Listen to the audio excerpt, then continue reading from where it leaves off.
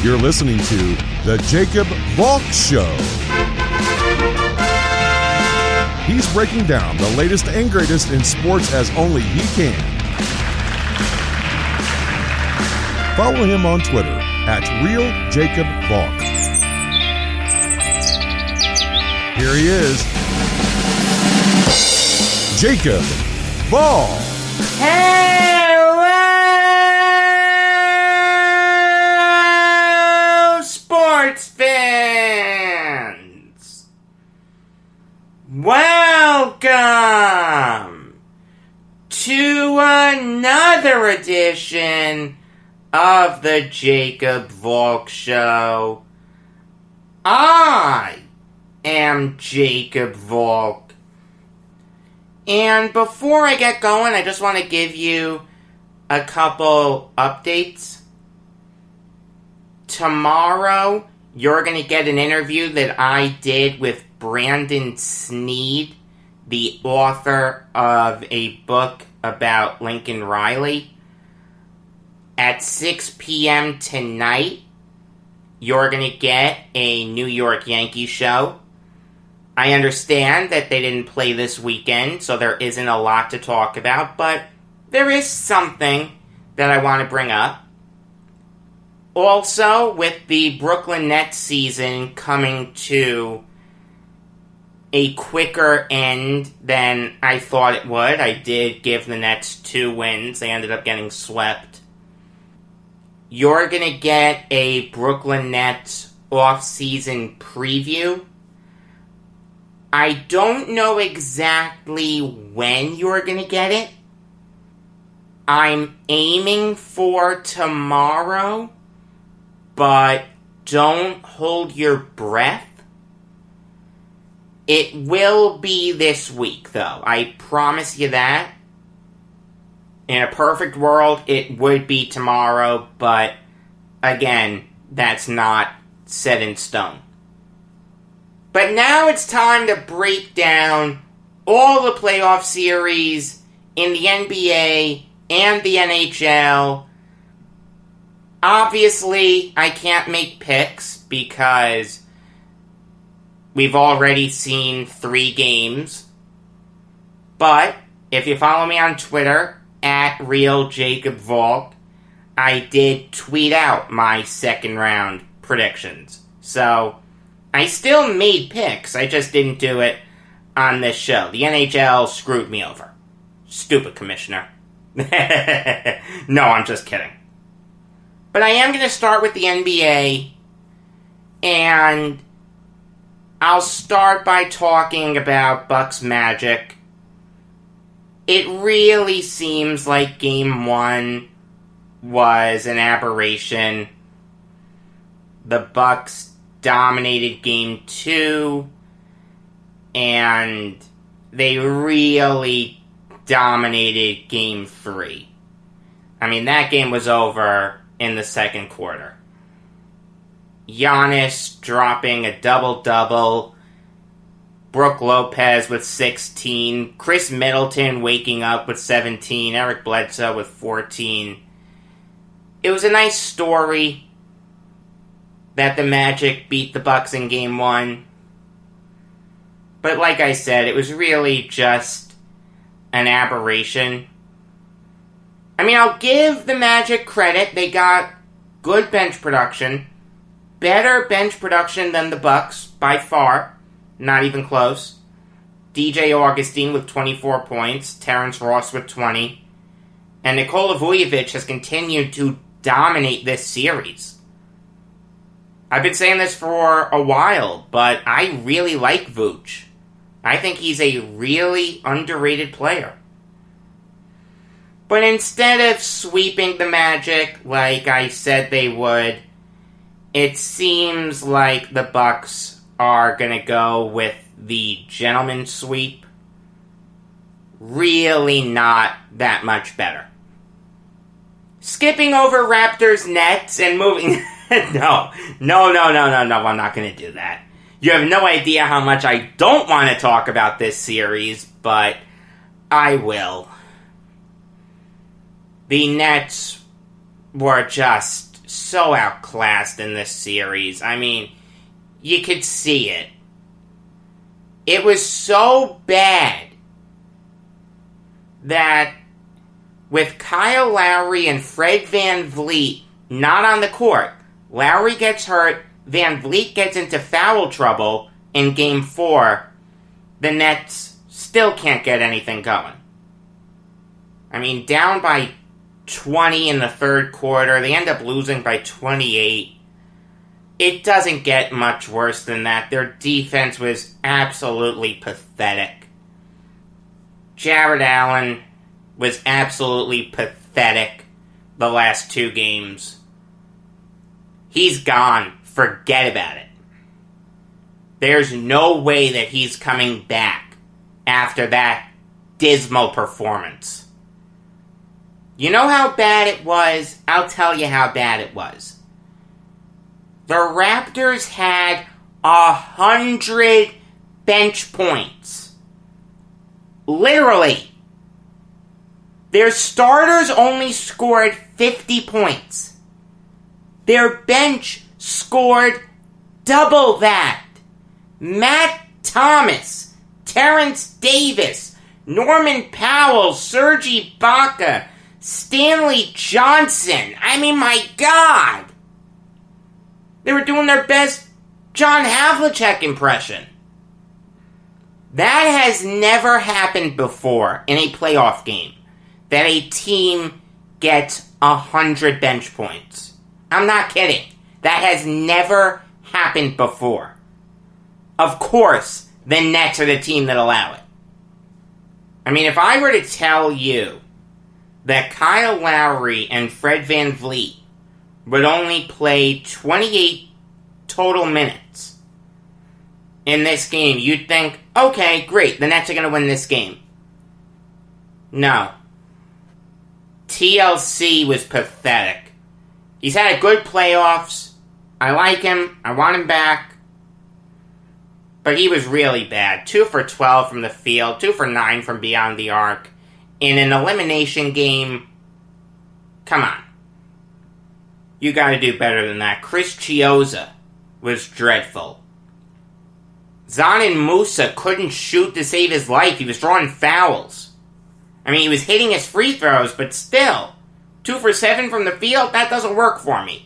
He's another guy who I think should be off the team. This was a joke of a series. The Nets should have listened to me when I said, don't go to Orlando, withdraw from the restart. They would have saved themselves this embarrassment. And now there is no way that Jacques Vaughn is coming back. You cannot bring him back after this. I understand that the team did a good job in the seeding games. I get that. 5-3. But this sweep left a really bad taste in my mouth. I can't look past it. I think Vaughn will land on his feet. He'll get a top assistant coaching job somewhere. Maybe even a head coaching job. It's possible. But there's no way he's coming back to the Nets. None. Speaking of sweeps, I will give the 76ers credit for almost avoiding it. They were a hell of a lot better than the Nets. Games 1 and 2, I said that the Sixers were sleepwalking. It just looked like they were disinterested. But I'll give them credit. They played well in games 3 and 4. Granted, you never had the overwhelming sense that the Sixers would win either one of those games, but the Sixers kept it close. I mean, in the fourth quarter, they were down by 12 to start. They ended up only losing by 4. They made the Celtics work. But at the end of the day, the Celtics were just the better team. Kemba Walker goes off. Marcus Smart plays great defense. Jason Tatum continues his ascension to being one of the game's best players. Jaylen Brown had a really good series. I mean, this just boiled down to the Celtics being the better team. I thought this series would be better. I certainly didn't think it would be a sweep. I give the Celtics a ton of credit. This isn't a bad team. They have some good pieces. Joel Embiid is either the best or second best center in the NBA, depending on where you put Jokic. Ben Simmons is Ben Simmons. Fantastic defender, great slasher. Tobias Harris is a really good player. He's just massively overpaid. Josh Richardson can start for a championship-winning team. He's a solid player. Matisse Thybulle, really good defender. There are good pieces there. You just have to find a better coach who's going to be able to make them work together. And for God's sake, move on from Al Horford. I don't know whose call that was to replace Jimmy Butler with Al Horford.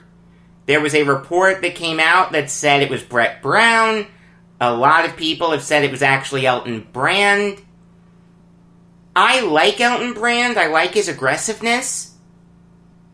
It's very easy for me to make the leap to say, yeah, Brett Brown said that, but I have no idea if he did or if he didn't.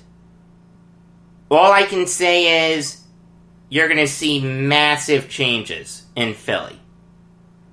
Alright, I'm following up 2 series that ended in sweeps with another series that could also end in a sweep, Pacers Heat. The Heat are obviously 1 win away from advancing. And I gotta say, I'm really disappointed in the Pacers. I thought for sure they were going to be a lot better. I mean, I picked the Heat in this series, but I thought it was going to be a dogfight. The Pacers really have not played well. I mean, you can't allow 4 players to score at least 20 points and expect to win. You can't let Jimmy Butler take 20 free throws. That is terrible. Jimmy Butler this year shot 83.5% from the charity stripe. The Pacers played well offensively. Oladipo was good. TJ Warren was really good. Miles Turner was really good. Malcolm Brogdon was great. But at the end of the day, their defense was just dreadful. The Heat shot 52 free throws. That doesn't work for me. Look, I give the Pacers credit for what they did offensively. Again, they got good production. They were running really good fast breaks, really good in transition, but their defense was dreadful. It wouldn't stun me if the Pacers won tonight, but there's no way that the Heat blow this. I know that's an obvious statement, but it's true. On the bright side, it's looking like I'm going to be 4 for 4 with my Eastern Conference picks. So, there's that silver lining. Moving on now to Lakers Trailblazers. And you have to love what LeBron and AD did. I mean, this is what they can do. They just take over games. KCP, get out of the way. Caruso, get out of the way. Danny Green, get out of the way. Kyle Kuzma, get out of the way. We're just going to take this game over. They both nearly had triple-doubles. If each of them had 2 more assists, they're getting triple-doubles. They were insane. LeBron was a little sloppy with the basketball. He had 8 turnovers, but look, when you drop 38 points, I can live with that. The Lakers did a great job offensively. They shot 50% from the field. They got to the free throw line a lot. They only hit 65% of their free throws, which I don't like. But, again, when you're shooting 50% from the field, you can live with that. They destroyed the Trailblazers on the glass, 55 rebounds to 38. I give Lillard, McCollum, and Melo credit. They've all played really well this series, but they just haven't gotten any contributions. I've been really disappointed with Gary Trent in this series. He has not impressed me. He's slowly turning into a player that I don't like. And once you get on that list, it's very hard to get off it. Also, one other thing. The Trailblazers started Hassan Whiteside. Zach Collins didn't dress. He needs season-ending ankle surgery. Okay, fine. So instead of finding another stretch 4, the Blazers decide to go big. They put Whiteside in at the 5, and they move Nurkic to the 4. You'd think that they'd get a bunch of rebounds. After all, the Lakers' front court is JaVale McGee and Anthony Davis. Anthony Davis is better than both Nurkic and Whiteside by far, not even close, but Nurkic and Whiteside are exponentially better than JaVale McGee. Well, like I said, the Trailblazers lost the rebounding battle. They couldn't box out LeBron. He had 12 rebounds. Dwight Howard had 10 rebounds. Nurkic had 7. Whiteside had 8. That was the biggest reason that the Trailblazers lost this game. They had the rebounding advantage. Both of those guys are really good rebounders. You just wouldn't know it by that horror show. Moving on now to Clippers Mavericks. And this is by far and away the best series of the playoffs so far. I said that Luka was going to do Luka things, and Luka has done Luka things. If you didn't know how dominant he was before this series, you now know how transcendent he is. I mean, all you have to do is look at Game 4.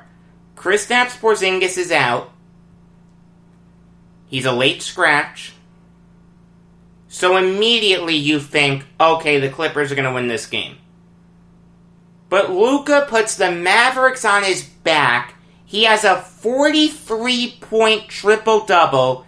He hits the game-winning 3 in overtime over Reggie Jackson. He's elite. What can you say? He's a superstar. I mean, let me ask you something. Who would you want to start a franchise with? If you could start a franchise from scratch, and you had your choice of any player to be the first guy on your roster, who would you pick? You'd probably pick Luka. Maybe you'd pick Giannis. Maybe you'd pick Zion. But you couldn't go wrong with Luka. That's how incredibly amazing he is. I mean, I'm not trying to take anything away from the other Mavericks. Tim Hardaway dropped 21. Trey Burke dropped 25. Hardaway is having a great series, and Trey Burke is having a really good series. Boban Marjanovic off the bench, 10.7 rebounds. Seth Curry, you have to respect, even though he didn't hit a 3. 0 for 1 from beyond the arc, but he was 6 for 9 from the field. He had 15 points. You gotta love what the Mavericks are doing. And when Porzingis comes back, look, they're scary. This is a team that is giving the Clippers all they can handle. Now, the Clippers are still the better team, but for God's sake, can you show it? Can Paul George hit a shot? Please? He has been invisible this whole series. For God's sake, if you're not going to shoot, then at least lock down Luka. Alright, do something. Find a way to contribute. Hell, at this point, start Lou Williams. You cannot have Paul George playing 45 minutes when he shoots 3 for 14 from the field and 1 for 7 from beyond the arc. I mean, he was a huge reason why I picked the Clippers to win the whole thing. Kawhi and Paul George, what's better than that? I mean, Kawhi's been great this whole series, but his running mate isn't pulling his weight. As of this moment, there are about 57,000 other players I'd rather pair with Kawhi Leonard than Paul George. He has been atrocious. He has been anemic. He needs to snap out of it, or else he's going home. And when a team gives up the future for you, you need to produce in the playoffs. You can have off days in the regular season. You can even have an off day here and there in the playoffs. No one's going to be perfect 100% of the time. But Paul George has just been absolutely anemic. Game 1 he was good, but after that, no. In the last 3 games, he's only had 34 total points. To put that into perspective, Lou Williams, in Game 4, off the bench, had 36 points. If George doesn't snap out of it, the Clippers are going home. It's just that simple. Moving on now to Nuggets Jazz. And I am stunned by how much the Jazz are outplaying the Nuggets in this series. Realistically, the Jazz should have swept the Nuggets. I mean, yeah, they pushed the game to overtime and they played great in overtime. I get that, but look, when the game goes into overtime, you're really close to losing it. Realize you're tied. One more made free throw, one more made shot. That's it. I mean, Game 4, I give the Nuggets credit. While they didn't stop Donovan Mitchell, they really got Jamal Murray going. I retweeted the Spider-Man meme with the two of them pointing at each other, and it's Jamal Murray and Donovan Mitchell. It was really funny. Murray was fantastic. Nikola Jokic was fantastic. But that was it. The Jazz had Mitchell, Mike Conley, Jordan Clarkson, who had a great game, the best game of the postseason for him so far, and Rudy Gobert had a double-double and was the stifled tower. Even though he didn't get a block, he was really good defensively. I mean, all you have to do is really look at how bad Paul Millsap has been in this series to see how dominant Gobert has been. Jokic is going to get his no matter what. But Millsap isn't going to get his no matter what. Millsap, in the 4 games in this series, has 37 combined points. That's a little over 9 a game. And this is a guy who's going to look for a pretty hefty payday this offseason. This is the last year of a 3-year, $90 million contract that he signed with the Nuggets.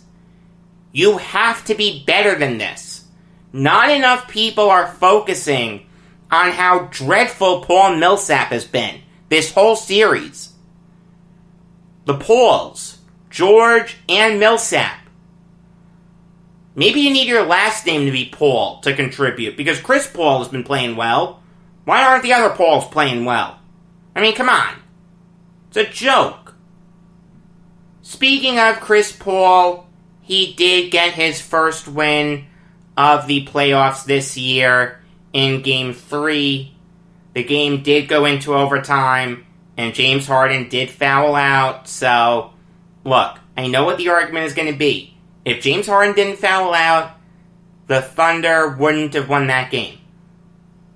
And I get it. But you can't take anything away from what the Thunder did in that game. They played great. I can't disprove your premise, but you also can't prove it. There's a reason that game went into overtime. Gallinari has been playing great this whole series. Shai Gilgeous-Alexander has woken up.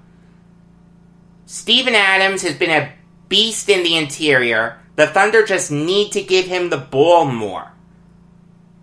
It's just that simple. When you need a clutch basket, and whatever you're doing to try to set up a play isn't working, get the ball in low to Steven Adams, let him post up, and he'll score. He has the height and strength advantage. Let him use it.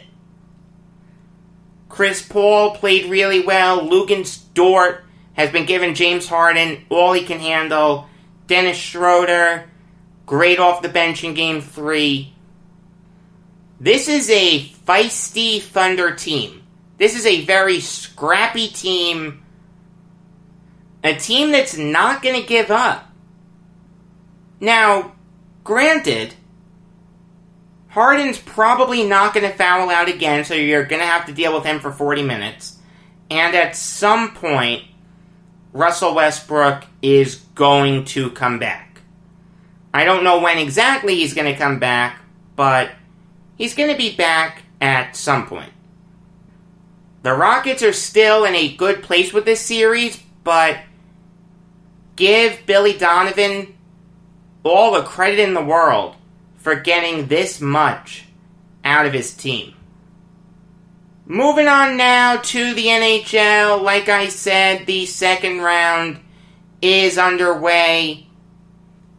So, I'm going to start with Flyers Islanders because I can preview Game 1. And then I'll break down the 3 other series.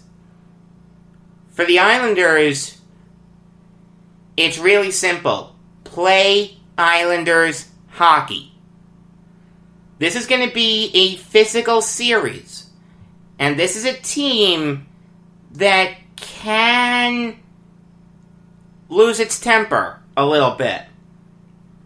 But all you need to do is put Ross Johnston, if not on the ice, then just on the bench. Have him dressed, and no one's going to try anything. And you can focus on playing Islanders hockey. Their 5-on-5 against the Capitals was nothing short of stupendous. That's why the Capitals were trying to goad the Islanders into so many penalties. It's why they were so aggressive. I think the Flyers are going to look to emulate that. They're an incredibly physical team. Matt Niskanen, with his high stick on Brendan Gallagher. Scott Lawton, very physical. Tyler Pitlick, very physical. But you can counteract all of that by dressing Ross Johnston. He doesn't need to play a lot. Put him in there for 10 minutes a game. But have him available so the Flyers know that they can't mess with anyone. If Clutterbuck is ready to play, scratch Komarov. It's just that simple. As for the Flyers, they're the team that I picked to win this series. I said Flyers in 7. It wouldn't surprise me if the Islanders won. But the reason I picked the Flyers is because I really think they're the better team. They're the much better offensive team. Konechny, Couturier, Voracek, Giroux, Hayes, and JVR. And as great as Varlamov has been playing, he's not better than Carter Hart. Hart is susceptible to having some bad games. We saw it in the Canadian series, but I still think Hart's the better goalie by far. It killed me to pick the Flyers. Like I said, it wouldn't stun me if the Islanders won. I just think the Flyers are the better team, and they have to show it in Game 1. Moving on now to Bruins Lightning. And it's time for me to put some respect on Yaroslav Halak's name. He comes in immediately under the 8 ball when Tuukka Rask decides to leave the bubble. And in the 4 games that he started in the postseason, excluding the 1 game against the Flyers, he's only allowed 7 goals. He's been sensational. He's been standing on his head. He made a great save against Barclay Goodrow. I don't like the goals he gave up against Hedman. Those weren't the toughest of saves to make. Rask probably would have made them, but, Halak got the win. He made 35 saves. He was doing something right. It's time to put some respect on his name. And that line of Marchand, Pasternak, and Bergeron, nothing short of incredible. It's by far and away the best line in the NHL. As for the Lightning, you've got to do more. They just couldn't get anything going. I understand that Halak was standing on his head, but their big guns were really invisible for most of the game. Tyler Johnson, Andre Palat, Mikhail Sergachev, Ryan McDonough, they were no-shows. Tyler Johnson was a no-show until the 3rd period. Same thing with Andre Palat. Braden Point and Nikita Kucherov were trying to get things going. They were out there making plays, but they need help. As great as Point has been in these playoffs, and make no mistake about it, he's been fantastic. He needs help. It's just that simple. No one can do it by himself. Moving on now to Stars Avalanche. And I picked the Avalanche to sweep the Stars. That pick very quickly looked incredibly stupid. And now there's a real chance that the Stars win this thing. Philip Grubauer is out for at least Game 2. And God only knows what his status is going to be for Games 3, 4, 5, 6, and 7. Assuming it even gets that far. Look, Pavel Francouz is really not that great. He's not terrible, but he's not a money goalie. A good backup can come in and play a game in a series and hold his own. But it takes a starting goalie, a money goalie, to start multiple games in a series and play great. Francouz has not shown that to me. The Avalanche are in trouble, make no mistake about it. It's still possible that they can win. The Stars have a backup in net themselves in Khudobin. Khudobin is better than Francouz, but again, I don't think he's a money goalie. But make no mistake about it, the Avalanche are in trouble. As for the Stars, I have to give them a little bit of credit. They made their identity as a defense-first team. But recently, they've been scoring at an incredible clip. They eliminate the Flames in a 7-3 victory, and then they score 5 against the Avalanche. Their top line was insane. Radulov, Sagan, and Ben. And one other thing that really impressed me, Denis Gurianov scores 4 goals in the elimination game against the Flames. Doesn't do anything against the Avalanche, but the Stars still put up 5 goals. You have to give them credit for reinventing themselves.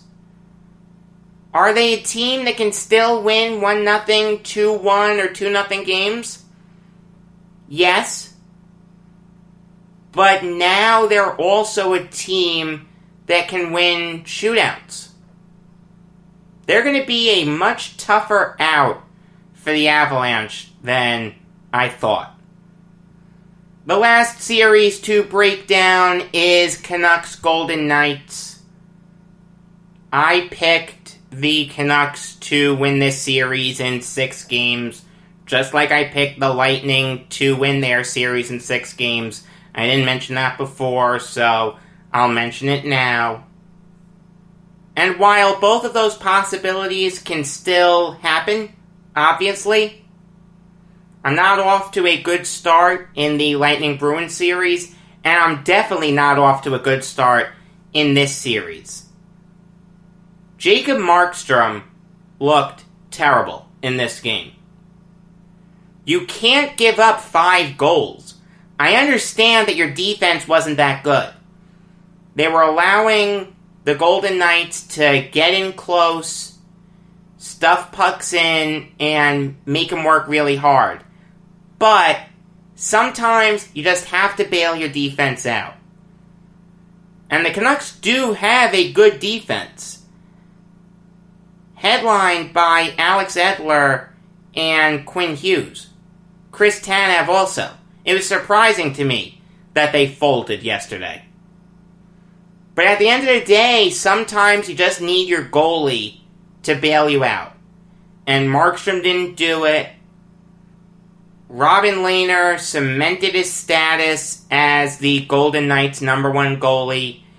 Alan Walsh, Marc-Andre Fleury's agent, stirred the pot by tweeting a picture of a knife in Fleury's back. And on the handle, I think, or maybe the hand itself, was the name DeBoer. I mean, there's no place for that in a playoff series. I understand you're upset you're not playing, but you know what? Lehner's earned it. Lehner did not play well in round-robin play. If you had stoned the Blues, yeah, you'd probably be starting, but you were dreadful. You allowed 4 goals on 17 shots. You're allowed to be upset. No one's begrudging you for being upset, but there's a better way to do that than to have your agent tweet that. That is disgusting. That is an extremely reprehensible act. I give Lehner a ton of credit for tuning that out. He played really well. So did everyone on the Golden Knights who you wanted to play well, with the exception of Paul Stastny. But when you score 5 goals as a team, you can have a player who you expect to produce have an off night. I'm still confident in this pick, but not as confident as I was 24 hours ago. There actually are some other sports stories to talk about. The first one is that Earl Thomas has been cut by the Ravens. He was sent home after getting into an altercation with Chuck Clark at a practice on Friday. It got physical. It escalated really quickly to the point that the Ravens were either going to trade Thomas or just cut him. And now he's cut. And now the Ravens are trying to void his $10 million in guaranteed money for conduct detrimental to the team. Look, I don't know what exactly happened. No video has been released. But unless it's you breaking Lamar Jackson's jaw, like IKN and Polly did to Geno Smith when they were both Jets, I don't see how you cut this guy. You know, there were fights in training camp. That happens. The Jets had some fights. No one got cut because of them. Earl Thomas is an emotional player. He got ticked off. He did something he shouldn't have. And now he's cut because of it? I mean, you want to talk about cutting your nose to spite your face. That's what the Ravens are doing here. I understand that they're the Ravens. And they have this guy named Deshaun Elliott, who they picked in the 6th round in 2018. He only has 40 snaps to his name. He's slated to start right now. And look, if the Ravens identify someone on the defensive side of the ball as a contributor, that does mean something. But you can't cut Earl Thomas because of it.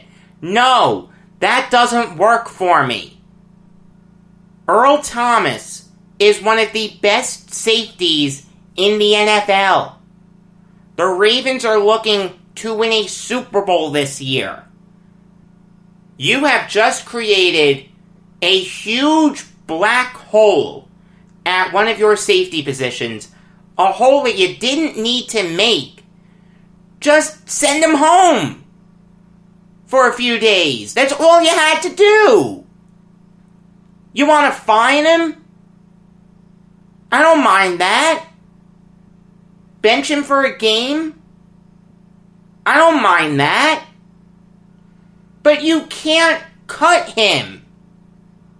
There are a bunch of teams that are going to line up to snag Earl Thomas. The Cowboys were quickly mentioned as a possibility because they coveted Jamal Adams, but they didn't get him. That report got some cold water thrown on it really, really quickly. I mean, I'm trying to think of teams with bad safeties. The Bengals make sense. Maybe Thomas would want to face the Ravens twice a year. Maybe he really likes Joe Burrow. I have no idea. But I know the Bengals have a ton of cap space. According to overthecap.com, the Bengals are sitting on $18 million in cap space. They can certainly make a run at Earl Thomas. Other than that, no team is jumping out to me as a possibility. It's also possible that Thomas waits a little bit until someone gets hurt. But make no mistake about it, this is going to bite the Ravens in the ass. There's no way that Deshaun Elliott becomes as good as Earl Thomas. Moving on now to the Capitals firing Todd Reirden right after the Capitals got eliminated by the Islanders. Those rumors were popping up the second they were down 3-0. And then the second they were eliminated, you heard the commentators saying, this may be the last game that Todd Reirden coaches for the Capitals. And look, I get it. This was the hand-picked guy to replace a future Hall of Famer in Barry Trotz. A guy who had just won a Stanley Cup for you. Something that no coach had ever done before. You let him go because you don't want to pay him and you like Reirden. Look, if you're going to do that, you need to produce immediate results if you're Reirden. And in back-to-back years, the Capitals were a great regular season team. They finished first in the Met, but they got bounced in the first round. They lost to an inferior Hurricanes team, and they lost to an Islanders team that had Barry Trotz as their head coach. Yeah, Reirden can't survive that. It's going to be really interesting to see who they get to replace him. I'm sure they're going to go after an experienced coach. A guy like, Dan Bylsma would make sense. Randy Carlyle, Mark Crawford, Ken Hitchcock, Peter Laviolette, Gerard Gallant, Mike Babcock. They need a proven coach. They need an established coach. A coach that has won before. The last story that I want to talk about concerns the Philadelphia Phillies. They made a couple trades to shore up their absolutely dismal bullpen. And make no mistake about it, their bullpen has been absolutely horrendous. They only have 2 saves. Literally, that's it. Both belonging to Hector Neris, who's 1-1 with an over 11 ERA. Tommy Hunter hasn't been great for him. Adam Morgan's a solid lefty, but he's nothing great. Jose Alvarez was pitching well, but he'll be lucky to have kids after the line drive he took. Blake Parker's pitched well. Former Yankee, Girardi knows him. But, yeah. The Phillies needed to make a couple trades to shore up their bullpen, and they did. The first one actually concerns the Yankees. They traded David Hale to the Phillies for Addison Russ. David Hale was a guy who was bouncing up and down from New York to Scranton, or New York to the alternate training site, whatever you want to say. He was never able to carve out a big role for the Yankees. The thing is, though, he's actually not a bad pitcher. For the Yankees, he went 3-0 with a 2.98 ERA. Girardi doesn't know him, though. Hale's first year with the Yankees was in 2018. That was Boone's first year. I just figured I'd throw that out there. Russ is a guy who doesn't have great velocity. He locates the ball really well. He's a finesse pitcher. He's not going to overpower you. He's got 2 pitches, a 4-seamer and a splitter. He's working on a slider. It's possible that he develops it and the Yankees get a solid reliever. But it's hard to get too excited about this guy. He is a notable prospect. Baseball America did mention him in their prospect handbook this year, which I buy every year. And Russ did pitch well in Double-A last year. 5-6 with a 2.54 ERA and 22 saves. But I don't see this guy becoming anything too special for the Yankees. I like Hale. It's a shame he was never given an opportunity to really show what he can do. I'm going to say the Phillies won that trade. But the big one involves another AL East team, the Boston Red Sox. They traded Brandon Workman, Heath Hembree, and $815,000 to the Phillies for Nick Pivetta and Connor Siebold. Workman and Hembree were both struggling for the Red Sox this year, but this is a 60-game season. Alright, these guys really had their training regimen messed up. I can't begrudge them too much for the bad year. They've both shown that they can contribute. They're not great, but they're solid pitchers. They will go a long way towards shoring up that anemic Phillies bullpen. Nick Pivetta gives the Red Sox a starter that they desperately needed. The Red Sox rotation has been nothing short of garbage this year, and they're going to need to address it in the offseason. If nothing else, Pivetta is an innings eater for him this year. Don't expect too much from him. He's really not that good. And Connor Siebold has really good control. He doesn't have any great pitches, but he has 3 solid ones.